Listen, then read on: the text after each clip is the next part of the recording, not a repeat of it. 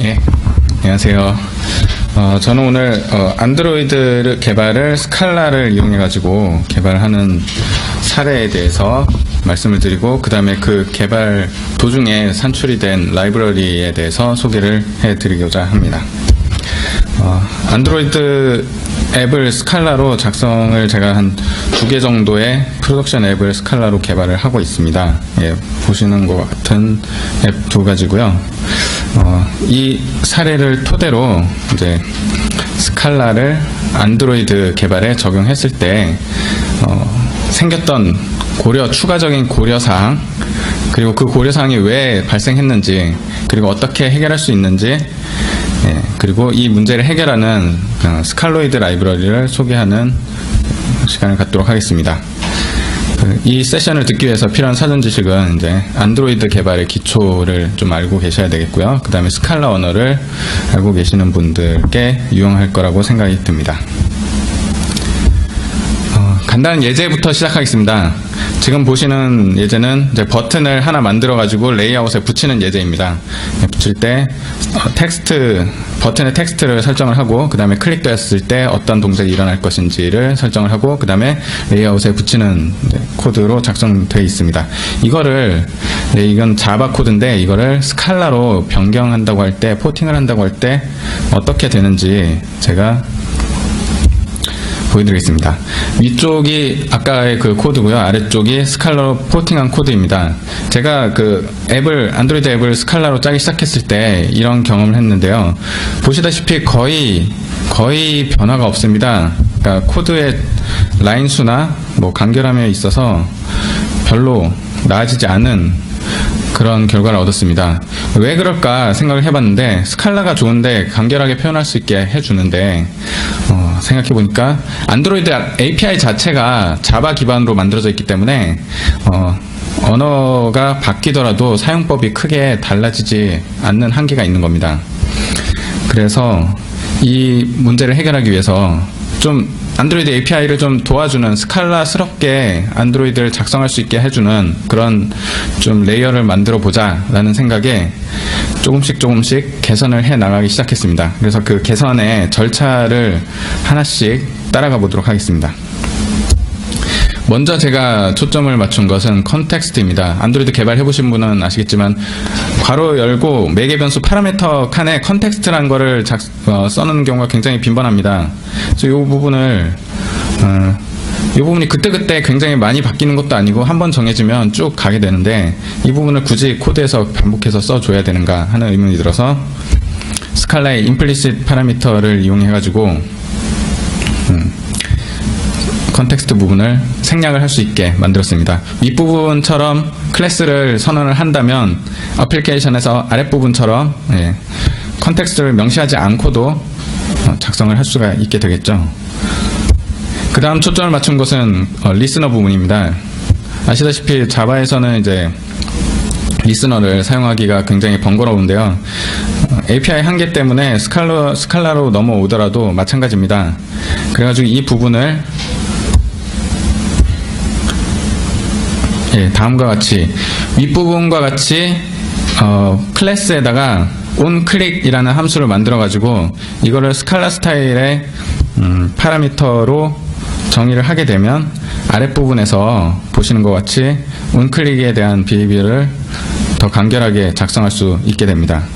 그 다음으로 초점을 맞춘 것은 토스트 부분입니다.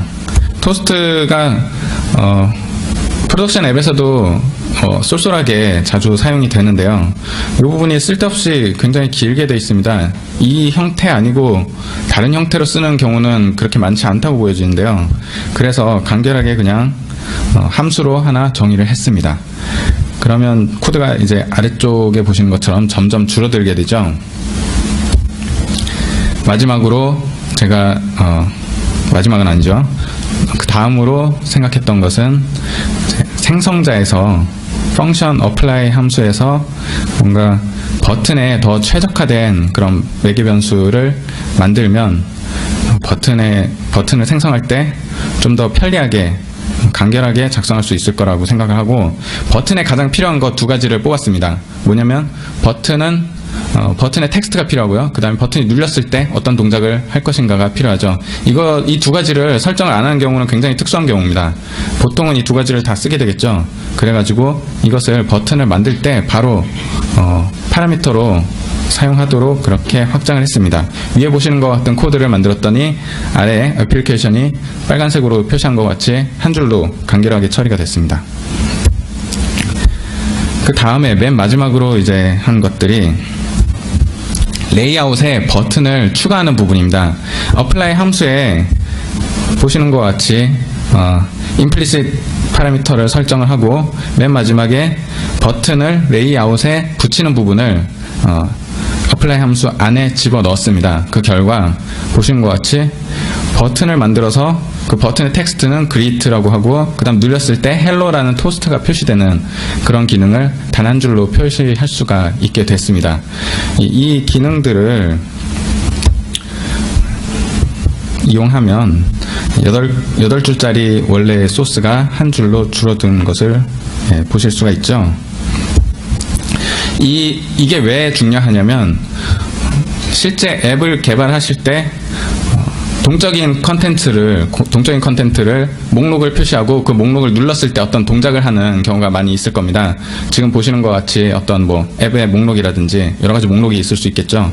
지금 보시는 거는 조금 예쁘게 표시된 그림도 나오고 별도 나오고 이런 목록인데 얘를 위해서 좀 더 간단하게 글씨 하나만 나오는 목록이라고 해보겠습니다.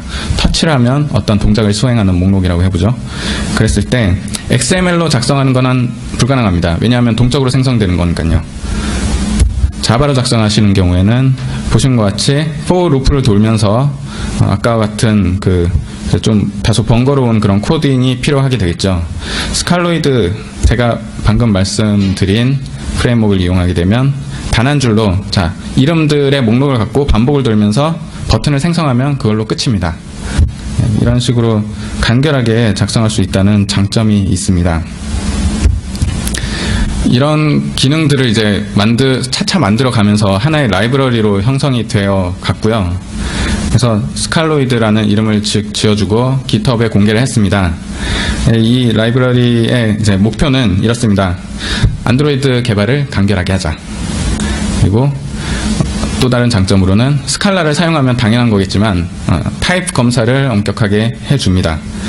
이거는 루비 기반의 안드로이드 프레임워크도 있고 다른 이제 언어 기반의 JVM 기반의 안드로이드 프레임워크가 있습니다.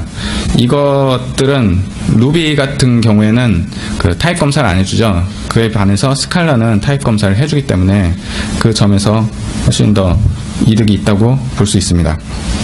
그리고 보시다시피 간결하기 때문에 사용하기 쉽고요. 그 다음에 장점으로는 포팅을 한꺼번에 하지 않아도 됩니다. 그러니까 내가 작성하고 있던 앱을 한꺼번에 한날한시에 전부 스칼로이드로 변경해야지 돌아가는 것이 아니라 오늘은 클래스 하나만 포팅을 해볼까 해가지고 스칼로이드로 포팅하고 난 다음에 빌드를 하면 작동을 합니다. 이런 식이고 그 다음에 스칼로이드 어떤 피처는 마음에 안 드는데 나는 이것만 쓰고 이건 쓰고 싶지 않아 라고 했을 때 그렇게 쓰시면 됩니다. 그러니까 모든 기능을 한꺼번에 다 사용하도록 강제하는 프레임워크가 아니고 원하는 것만 갖다 쓸 수 있는 라이브러리 형태입니다. 그리고 활발하게 개발 중이고요. 오늘은 이 스칼로이드 라이브러리에 대해서 좀 더 자세하게 말씀을 드리고자 합니다. 그래서 말씀드릴 이제 내용들은 라이프 사이클 관리, 그다음 리소스 해제 방법, 그다음 비동기 작업 처리, 그다음 스타일링, 로컬 서비스, 프리퍼런스 이런 것들에 대해서 말씀을 드리고자 합니다. 먼저 라이프 사이클 관리에 대해서 말씀을 드릴게요. 안드로이드에서 뭔가 통지를 받고자 할 때 브로드캐스트 리시버라는 거를 등록을 하고 이제 통지를 받습니다. 어떤 이벤트가 일어날 때 통지를 받게 되는데요. 인터넷이 연결됐다, 와이파이가 연결됐다, 여러 가지 통지가 있습니다. 굉장히 많습니다. 아시겠지만 이 브로드캐스트 리시버는 다 사용하고 난 다음에는 언레지스터를 해줘야 됩니다. 반드시 해줘야 됩니다. 그렇게 하지 않는 경우에는 앱이 안드로이드는 아키텍처의 특성상 앱이 완벽하게 종료된다는 게 굉장히 모호하기 때문에 언레지스터를 안 해주면 통지를 받을 때 메모리를 계속 차지하고 있다가 다시 살아나게 됩니다.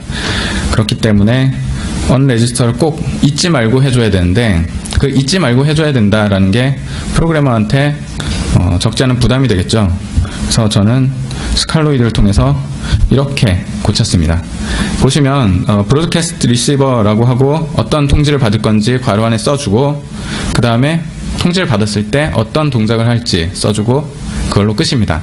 onRegister는 스칼로이드가 알아서 필요한 시점에 onRegister를 해주게 됩니다. 그 필요한 시점이 언제냐라는 게 중요할 텐데요. 기본적으로는 onStart에 저거를 시작을 하게 되면 죄송합니다. 읽어보겠습니다. onStart에 시작을 하게 되면 onStop에 onRegister를 자동적으로 해주게 됩니다. 만약에 다른 시점에 등록과 해제를 하고 싶다라고 할 때는 예를 들어서 onResume에 시작을 하고 onPause에 onRegister를 하고 싶다 라고 생각을 할 수가 있겠죠. 그리고 또 onStart에 시작을 하고 onStop에 onRegister를 하고 싶다라고 그런 경우가 있을 겁니다. 그럴 때 빨간색으로 표시된 부분처럼 이렇게 간결하게 써주시면 한 줄로 언제 시작하고 언제 onRegister를 하겠다는 것을 명시를 할 수가 있습니다. 리소스 해제에 대해서 좀 더 알아보도록 하겠습니다. 리소스가 이제 브로드캐스트 리시버만 있는 게 아니라 뭐 스레드도 있을 수 있고, 그 다음에 파일 같은 걸 열 수도 있고, 그렇죠. 그럴 때 종류에 따라서, 자원의 종류에 따라서 각각 처리를 해줘야 됩니다. 지금 코드에서 보시는 것처럼 파일을 한번 열게 되면 연 파일의 목록을 보존을 하고 있어야 되고요. 연 파일들을 onDestroy에서 잊지 말고 전부 다 닫아줘야 됩니다. 스레드도 마찬가지죠. 스레드를 만들었을 때 뭔가 이 액티비티가 끝나기 전에, 아니면 뭐 다른 동작을 하고 나서 이제 끝이다 라고 생각이 들 때 스레드에 대해서 어떤 처리를 해주고 끝내야 됩니다. 지금 보시는 거는 두 가지 예지만, 만약에 여기에다가 브로드캐스트 리시버가 들어가고 또 뭐 통신을 한다든지 뭐 여러 가지 자원들이, 여러 종류의 자원들이 있을 수 있는데, 자원의 종류가 늘어날수록 코드는 복잡해지게 됩니다. 그래서 제가 도입한 것이 onDestroy입니다. onDestroy를 확장했습니다. 기본적으로 이제 onDestroy는 함수이고, 그거를 상속받아가지고 그 액티비티나 서비스가 없어질 때 하는 동작을 서술하게 되는데요. onDestroy를 아무 때나 부를 수 있게 만들었습니다. 불러가지고 그 괄호 안에는 onDestroy가 호출될 때 일어나야 될 동작을 서술하도록 만든 겁니다. 지금 코드에서 오픈 파일을 보시겠습니다. 파일을 열 때 어떤 동작을 하라고 파일을 열어가지고 어떤 동작을 한 다음에 자원을 이제 리턴을 하게 되는 겁니다. 그럴 때 맨 마지막에 이 자원은 오픈드 파일은 onDestroy에서 닫아라 라는 거를 파일을 열 때 미리 정의를 할 수가 있게 되는 겁니다. 그 다음에 스레드인 경우에도 새로운 잡을 시작을 하고, 그 다음에 onDestroy일 때 그 잡을, 그 스레드를 캔슬 메시지를 보내라 라는 거를 잡을 시작할 때 그 시작하는 함수에서 정할 수 있기 때문에, 이 start new 잡을 호출하는 부분에서는 destroy에 대한 고민을 할 필요가 없게 되는 겁니다. 다음으로 비동기 작업 처리에 대해서 좀 말씀을 드리겠습니다. 일단 안드로이드 UI 엘리먼트들은 UI 스레드에서 호출이 돼야 됩니다. 다른 스레드에서 호출되는 경우에는 익셉션을 반환하게 되죠. 그래서 안드로이드 API에서는 액티비티에 run on UI thread라는 그 함수를 제공하는데요. 그걸 이용해 가지고 아래와 같이 이제 UI 스레드에서 돌아가는 내용들을 서술을 하고 그거를 UI 스레드에서 실행되도록 하고 있습니다. 보시다시피 간단한 일을 하는데 굉장히 깁니다. 그래서 스칼로이드에서는 다음과 같이 짧게 표현할 수 있는 코드를 제공을 합니다. run on UI thread, 이름은 같은데 스칼라의 함수 형태로 들어가기 때문에 훨씬 더 한 줄로 간결하게 쓸 수가 있죠. 그 다음 비동기 작업 중에 이제 결과물을 리턴 받아가지고 그 결과물로 무언가를 해야 되는 경우에 안드로이드 API에서는 async task라는 클래스를 제공을 합니다. 이거를 이용하면 이제 위에서 do in background라는 곳에서 내가 할 일을 백그라운드를 할 일을 정리를 하고 그 다음에 어떤 결과물이 나왔을 때 on post execute에서 받아가지고 처리를 하게 되고요. 그 다음에 이 작업에 대한 파라미터로 넘겨준 거는 맨 마지막에 맨 밑에 보시면 문자열 파람으로 넘어가게 되는데 이렇게 꽤나 길게 작성을 하게 됩니다. 스칼로이드에서는 스칼라에서 제공하는 퓨처를 그냥 이용해가지고 스레드를 하나 띄웁니다. 띄워서 일을 하고 그 다음에 run on UI 스레드를 이용해가지고 UI 스레드에서 그냥 간단하게 결과물을 표시하면 되도록 이렇게 만들어져 있습니다. 보시면은 이 앞에 있는 것보다 훨씬 더 간결하게 작성되어 있는 것을 보실 수가 있고요. 지금 UI 스레드에서 하는 일이 복잡할 수도 있지만 지금 보시는 것 같이 간단하게 한 개 정도의 일을 하는 경우도 있을 겁니다. 근데 alert이라는 거는 그 다이얼로그가 하나 뜨게 되는데요. 그 다이얼로그가 뜨는 것은 반드시 UI 스레드에서만 가능하도록 만들어져 있기 때문에 그냥 이것을 기본값으로 생략해도 되도록 스칼로이드에서는 설계를 했습니다. 그래가지고 이것을 보시는 코드에서는 run on UI 스레드를 생략하실 수가 있습니다. 생략을 하게 되면 이렇게 간단해지죠. 원래 있던 코드와 비교했을 때 훨씬 더 간결하게 짜실 수 있는 것을 보실 수가 있습니다.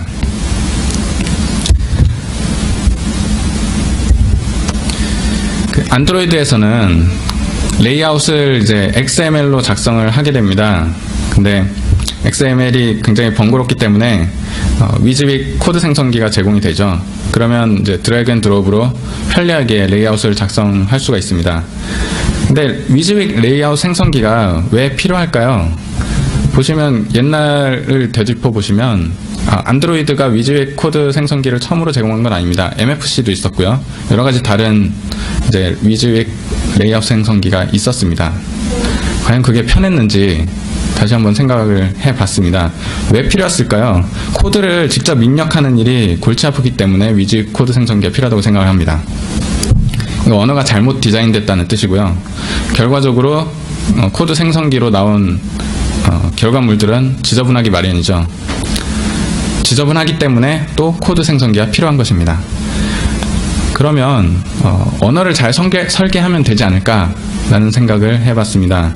조인 DSL을 설계하면 결국에는 타이핑을 조금만 하면 읽고 관리하기가 쉬운데 코드를 굳이 자동 생성할 필요는 없겠죠. 그 다음에 또 한 가지의 그 위즈윅 코드 생성기보다 직접 코드를 타이핑해가지고 좋은 DSL을 만들어서 하는 것이 왜 좋으냐면 레이아웃 요소들이 런타임에 결정되는 경우에는 어차피 위즈윅 코드 생성기로 안 됩니다. 무슨 말이냐면 아까 보셨던 것처럼 뭔가 목록을 동적으로 생성해야 된다고 할 때 그때는 프로그램이 돌면서 런타임에 뭔가를 정의를 할 수밖에 없겠죠. 아래 코드를 보시면 지금 뭐 if 문들이 몇 가지가 나옵니다. if 문 안에 들어있는 거는 조금만 보시면 어떤 의미인지 바로 아실 수가 있습니다.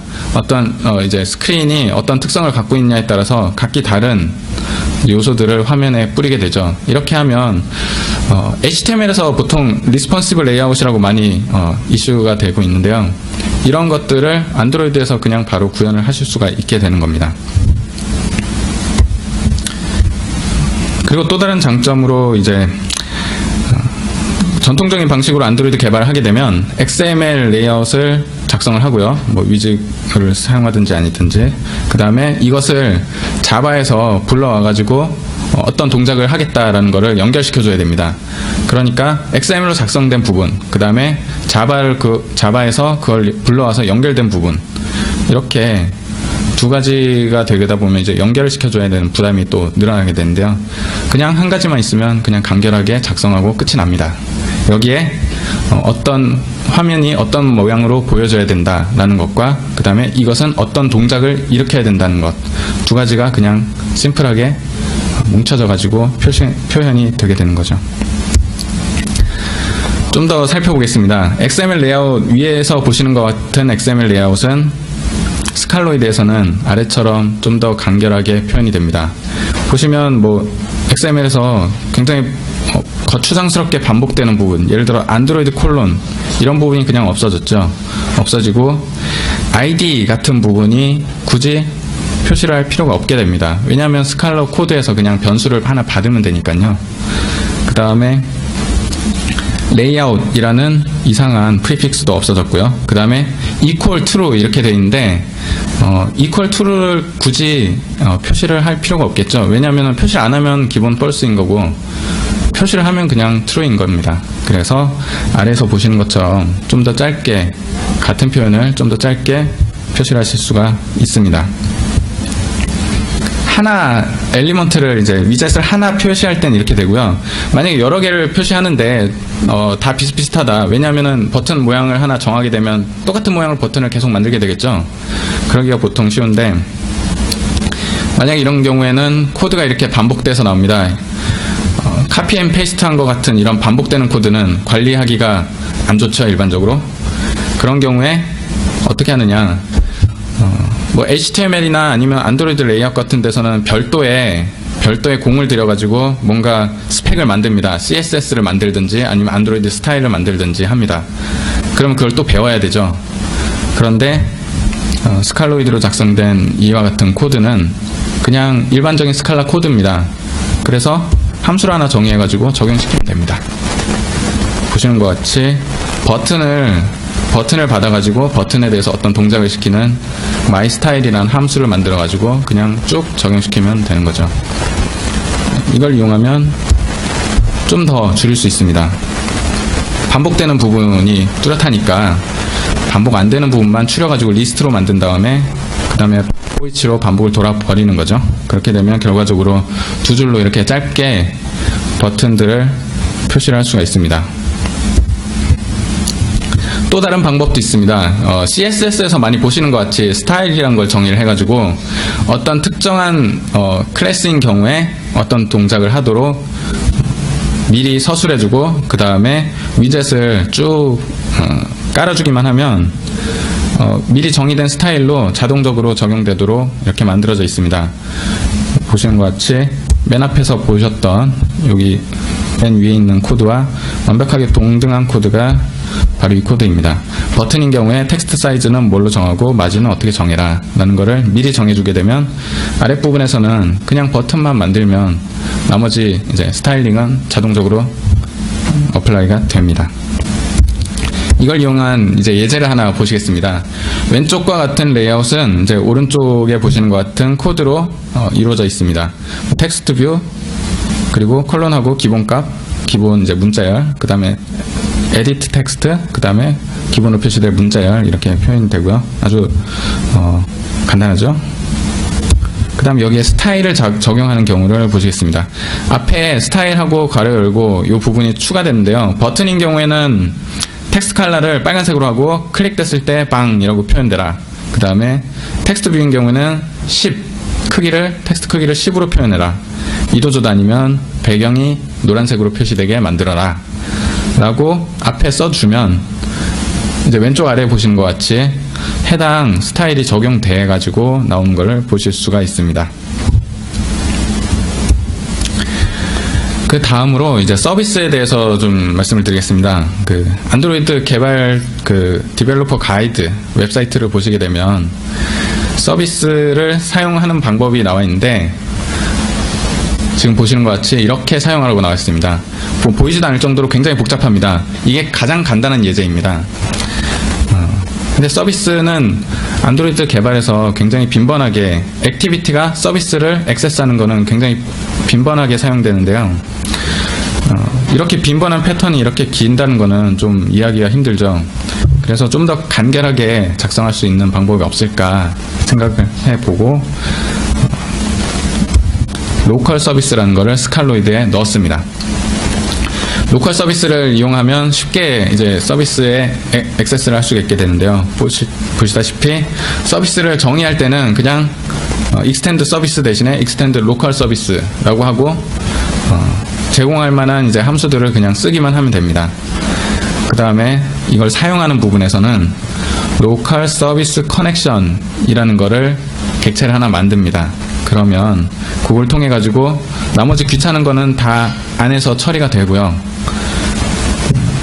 이 로컬 서비스 커넥션을 통해 가지고 간단하게 서비스 객체에 액세스를 할 수가 있게 됩니다. 더 이상 설명이 필요 없을 만큼 짧게 코드가 나오고 있습니다. 또 한 가지로는 이제 preference를 들 수가 있겠는데요. shared preference라고 하는데 간단한 이제 값들을 저장을 할 때 많이 사용을 하죠. 액티비티는 굉장히 빨리 죽기 때문에, 그러니까 빈번하게 죽었다 살아났다 하기 때문에 어떤 조금 더 길게 저장하고 싶은 값들이 있을 때에는 프리퍼런스에 많이 저장을 합니다. 전화기가 꺼졌다가 살아나도 보존이 되어 있죠. 그런 값들이.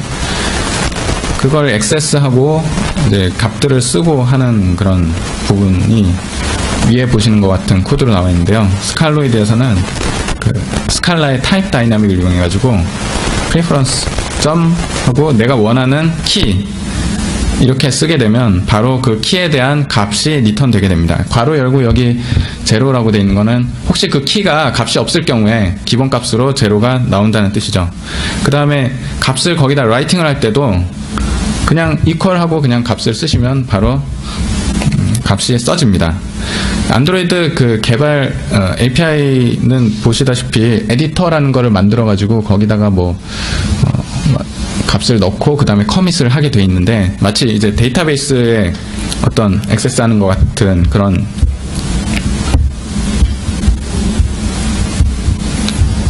구조로 이루어져 있는데요. 보통 근데 프리퍼런스에 값을 한두 개 저장하고 그냥 커밋을 합니다.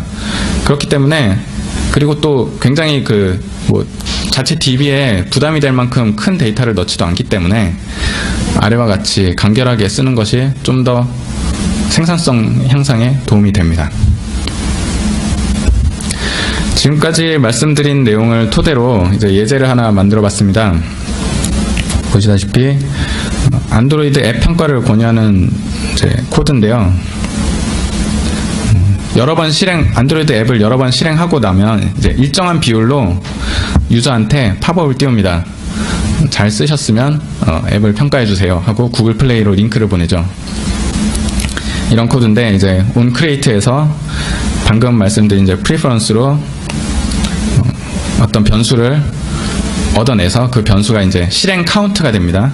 실행 카운트를 하나 증가시키고 일정 비율로 이제 if문 안쪽으로 들어가게 됩니다. if문 안쪽으로 들어가게 되면 다이얼로그를 하나 띄우게 되는데 그 다이얼로그 안에서는 이제 평가를 매기겠습니다 라는 버튼과 나중에 알려주세요 버튼, 그 다음에 알려주지 마세요 버튼, 이렇게 세 가지 버튼이 있는 거죠. 짧은 코드고 보시면 금방 구조가 이해가 되실 겁니다.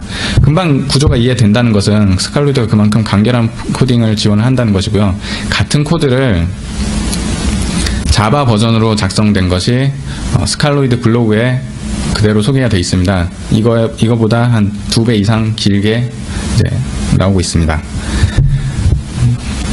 스칼로이드에 대해서 말씀을 드렸고요. 좋은 DSL을 설계하는 것이 진짜 중요하다라는 것이 제가 말씀드리고 싶은 요점 중에 하나입니다. 스칼로이드는 이제 안드로이드를 향상시키기 위해서 만들었고요. 보셨다시피 번잡한 코드들이 많이 줄어듭니다. 그 다음에 그렇기 때문에 관리하기 용이하고 타입 검사도 엄격하게 지원하기 때문에 당연히 스칼라의 특성이죠. 당연히 IDE에서 자동 완성을 통해 가지고 좀 더 코딩을 쉽게 하실 수 있습니다. 그 다음에 특정 클래스 단위, 특정 피처 단위로 점진적으로 포팅할 수 있기 때문에 기존 프로젝트에 좀 더 쉽게 도입하실 수 있을 겁니다. 웹사이트는 아래와 같고요. 여기 들어가시면 다운로드 받아가지고 쉽게 설치해서 테스트 프로그램을 돌려보실 수 있습니다. 네. 제가 아까도 말씀드렸다시피 두 가지 실시간 상담, 채팅이라고 기본적으로 보시면 되죠. 채팅 클라이언트 만드는데 스칼라를 사용을 했고요. 그 다음 메트론과 튜너라는 앱에 안드로이드 개발을 하면서 스칼라를 사용하면서 직접 이 앱들을 개발하는 도중에 생겼던 문제들을 해결하기 위해서 스칼로이드를 개발하게 된 겁니다. 그러니까 어떤 이런 게 있으면 좋을까라는 약간 공상에서 출발했다기보다는 현업에서 부딪히는 문제들을 해결하기 위한 페인킬러 같은 그런 라이브러리이기 때문에 아마 여러분들이 사용하실 때에도 유용한 부분들이 많이 있을 거라고 생각을 하고 공개를 한 거였고요.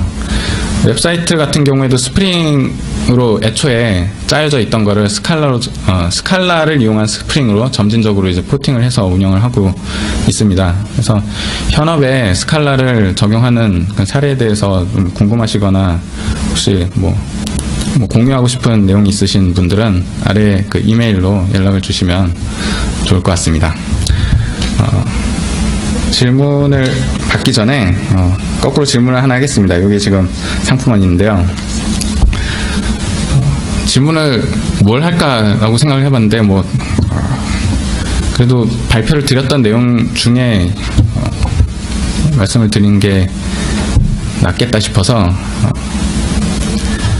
제가 발표를 한 내용 중에 위즈윅 에디터로 XML로 작성하는 거에 비해서 스칼라 또는 스칼로이드를 이용해 가지고 작성을 하는 레이아웃을 작성하는 경우 누릴 수 있는 이점을 두 가지 말씀해 주시면 맞추는 걸로 하겠습니다.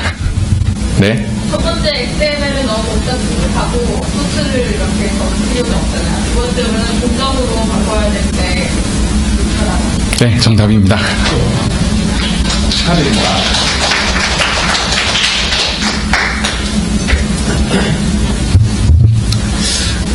발표가 좀 일찍 끝났네요. 질문을 받겠는데요. 질문 받기 전에 예상되는 질문 두 가지에 대해서 미리 답을 드리겠습니다. 안드로이드에서 스칼라로 개발하는 경우에 라이브러리 용량이 굉장히 적습니다. 1메가 이하입니다. 그리고 실행은 거의 체감할 수 없을 정도로 자바로 개발하는 거에 비해서 느리지 않습니다. 빠릅니다. 또 혹시 안드로이드에서 스칼라를 적용하는 예라든지 아니면 스칼로이드 라이브러리라든지 이런 것에 대해서 질문 있으신 분 질문 받겠습니다. 예. 아까 캐스케이드 스타일 퀴즈 예. 있었는데요. 예. 예전에는 S버튼에다가 스타일을 먹이면 오명이 먹는다 말씀을 해주셨잖아요. 네. 근데 저희가 만약에 S버튼이 여러 개 나오는 화면에서 예. 각각 다르게 캐스케이드 스타일 시트를 적용하고 싶어요. 완전 각각 다르게 하고 싶다면 그냥 여기다 각각 하고 스타일 시트를 안 쓰시면 됩니다. 정말 완전 제각각으로 하고 싶다면. 근데 약간의 규칙성이 있다라고 하면, 예를 들어 버튼이 두 가지 타입이 있다라고 하면 케이스문에다가 케이스문에 if를 쓸 수 있는 거 아시죠? 스칼라에서 그렇게 해가지고 판단을 해서 한 두 가지 정도는 그렇게 처리하는 게 효율적일 것 같습니다. 저희 ID 값으로 입력을 했습니다. S버튼 퍼스트 그리고 이렇게 나와 있는 예. 기준으로 스타일 시트를 적용하시면 아이디를 쓰시겠다고 할 때는 잠시만요. 발표자 도구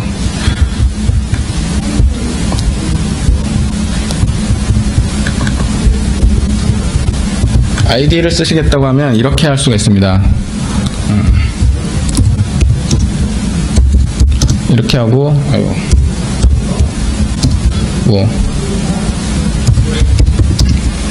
이렇게 하고 이제부터는 btn1으로 뭔가를 하시면 됩니다. 예. 그러면 이게 지금 전체 디자인을 코드로만 하는 거잖아요. 예, 맞습니다. 근데 만약에 이 스타일을 동적으로 다운로드 받아서 예. 페이지를 그 많이 만들어야 되나 예. 근데 예. UI에 대한 설정 CSS를 분리하는 게 좀 무리하잖아요. 예, 그렇죠. 스타일을 분리해서 걔네들만 다르게 분리하는 게 무리한데 예. 그런 형태로 변경하는 생각이 있어요. 그런 경우에는 이렇게 작성하시면 됩니다.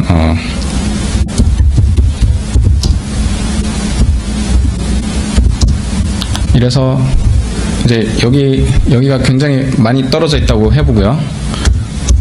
많이 떨어져 있고 다른 곳에서 이런 식으로 호출하시면 됩니다. 괄호가 빠졌네요. 예, 이렇게 답변이 되는죠. 예. 여러 개가 있어야 된다고 하면 예, 스타일이 여러 개 있다는 말씀이신가요? 그러면 이제 동적으로 코드가 변화 없이 예. 메타데이터를 다운로드 받듯이 다 부을 수 있는 아, 테마가 부듯이 요 부분이요? 네, 그걸 내부에서 정리를 해서 불러올 수 있는 거예요. 예, 충분히 가능하죠. 예. 이게 일반적인 그냥 스칼라 코드에 불과하기 때문에 만약에 근데 이 경우에는 이제 스칼라 코드고 컴파일 돼서 이제 바이너리 안에 들어가는 거라서 만약에 어떤 문자열을 다운받아 가지고 그 문자열을 파싱해 가지고 이 코드로 하겠다라고 하면 그 부분은 짜셔야 될 것 같습니다.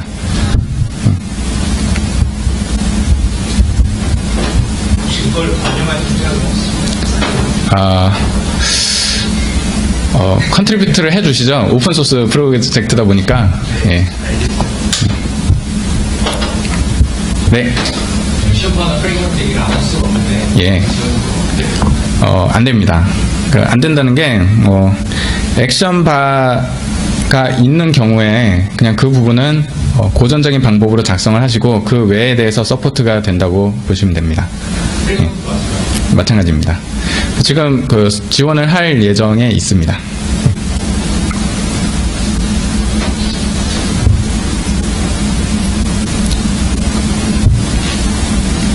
예, 다른 질문이 없으신 것 같으니까 이번 발표는 마치도록 하겠습니다. 감사합니다.